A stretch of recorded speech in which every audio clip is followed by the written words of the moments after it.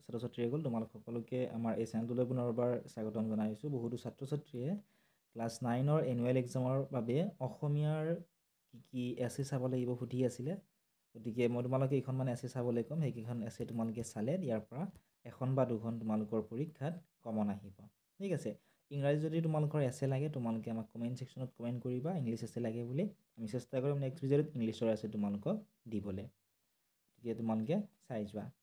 প্ৰথমতে এই লিষ্টখনত তোমালোকৰ বাবে ৰাখিছোঁ তোমাৰ প্ৰিয় সাহিত্যিক। নেক্সট তোমালোকে চাব লাগিব তোমাৰ প্ৰিয় গ্ৰন্থ। এইখনো বহুত বেছি ইম্পৰ্টেণ্ট হয়, প্ৰায়ে পৰীক্ষাত আহি থাকে। নেক্সট তোমালোকে চাবা অসমৰ বানপানী। তাৰপিছত তোমালোকে পুথিভঁৰালখন চাবা। তাৰপিছত চাবা অসমৰ প্ৰাকৃতিক সম্পদ। এতিয়া বহুতো ডিষ্ট্ৰিক্টত প্ৰত্যেকখন ডিষ্ট্ৰিক্টতে পেপাৰ বেলেগ বেলেগ হয়। গতিকে তোমালোকৰ বাবে মই কেইখনমান বেছিকৈ দিছোঁ। ঠিক আছে, যাতে তোমালোকৰ কমন আহে। এইকেইখন চালে তোমালোকৰ কমন আহিব, কিন্তু ইয়াত মই তোমালোকক প্ৰায় 7-8খনমান দিছোঁ, কাৰণ প্ৰত্যেকখন ডিষ্ট্ৰিক্টতে কুৱেশ্যন পেপাৰত বেলেগ বেলেগ আছে এতিয়া। ঠিক আছে। নেক্সট তোমালোকে চাবা অসমৰ প্ৰাকৃতিক সম্পদ, তোমাৰ জীৱনৰ লক্ষ্য, নিবনুৱা সমস্যা।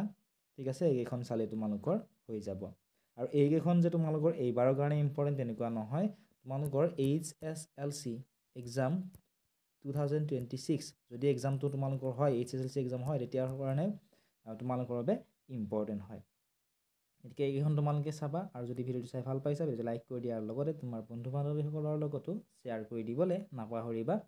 আৰু কোনটো ছাবজেক্ট বা কোনটো টপিকৰ ওপৰত ভিডিঅ' লাগে আমাক কমেণ্ট ছেকশ্যনত কমেণ্ট কৰি জনাবা। ইয়াৰে যিখিনি এছে আছে এই এছেখিনি তোমালোকে আমাৰ হোৱাটছআপ চেনেলত পাবা। যিসকল ছাত্ৰ ছাত্ৰী এতিয়াও জইন কৰা নাই জইন কৰি ল'বা। সকলোবোৰ লিংক তোমালোকৰ বাবে ডেছক্ৰিপশ্যনত দি থোৱা